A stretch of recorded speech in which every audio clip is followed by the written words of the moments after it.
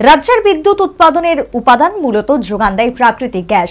সেই গ্যাসেরও পরিমাণের দিক থেকে সীমাবদ্ধতা রয়েছে, তাই সৌর বিদ্যুতের উপর বিশেষ গুরুত্ব দিয়েছে কেন্দ্রীয় সরকার। বক্তা বিদ্যুৎ মন্ত্রী রতনলাল নাথ। মোহনপুর ইলেকট্রনিক অফিসে শনিবার ট্রানজিট ক্যাম্পের ভিত্তিপ্রস্তর এবং 33 কেবি সাবস্টেশন অফিসের শিলান্যাস করলেন বিদ্যুৎ মন্ত্রী রতন নাথ।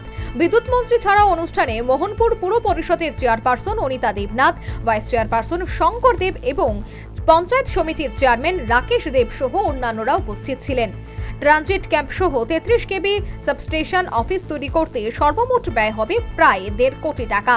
এই ট্রানজিট ক্যাম্পের ভিত্তিপ্রস্তর উদ্বোধন করে বিদ্যুৎ মন্ত্রী ভাষণ রাখতে গিয়ে বলেন, আধুনিক পৃথিবীতে বিদ্যুৎ অপরিহার্য।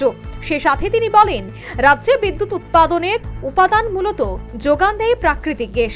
সেই গ্যাসেও পরিমাণের দিক থেকে সীমাবদ্ধতা রয়েছে, তাই সৌর বিদ্যুতের উপর বিশেষ গুরুত্ব দিয়েছে কেন্দ্রীয় সরকার।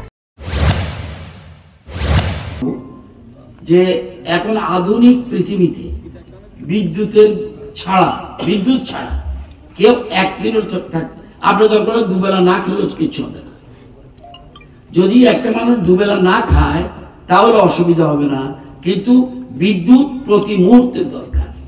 আধুনিক পৃথিবীতে সবচেয়ে প্রয়োজন, এবং দেশের প্রধানমন্ত্রী সেই জন্য বিদ্যুৎ উপরে স্পেশাল কেয়ার নিচ্ছে।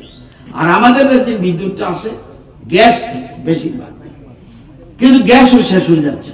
এখন প্রধানমন্ত্রী বলছে যে না, আমরা সোলারের মাধ্যমে আমরা বিদ্যুতের উৎপাদনের ব্যবস্থা করছি, ব্যাটারি স্টোরেজের ব্যবস্থা করছি, এবং পাম্পের মাধ্যমে আমরা বিদ্যুৎ এনএসপিসির সাথে।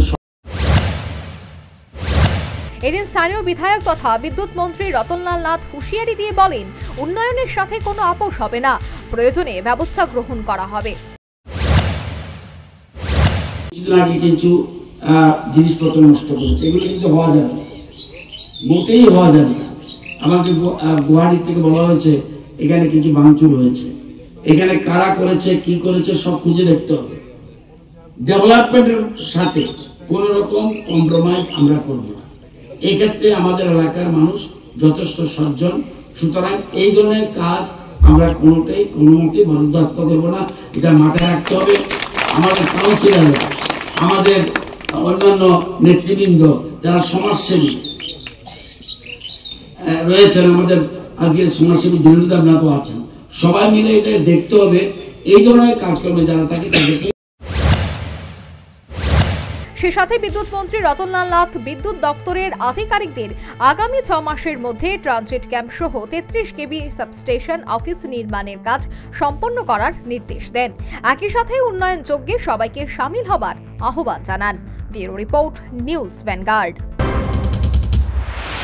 Shrija Institute of Kidney Sciences কিডনির জটিল রোগের চিকিৎসার জন্য এক উৎকৃষ্ট প্রতিষ্ঠান, যেখানে উত্তর পূর্ব ভারতের প্রথম এবিও অসামঞ্জস্য কিডনি প্রতিস্থাপন এবং মৃত ব্যক্তির কিডনি প্রতিস্থাপন করা হয়। এখানে 115টিরও বেশি কিডনি প্রতিস্থাপন এবং উত্তর পূর্ব ভারতের সবচেয়ে বেশি হিমোডায়ালিসিস করা হয়েছে, এবং এই সংখ্যা দিন দিন বাড়ছে। Shrija Institute of Kidney Sciences Tripura সরকার সহ অরুণাচল প্রদেশ, মেঘালয়, মিজোরাম, মণিপুর এবং নাগাল্যান্ড সরকার দ্বারা স্বীকৃতি প্রাপ্ত।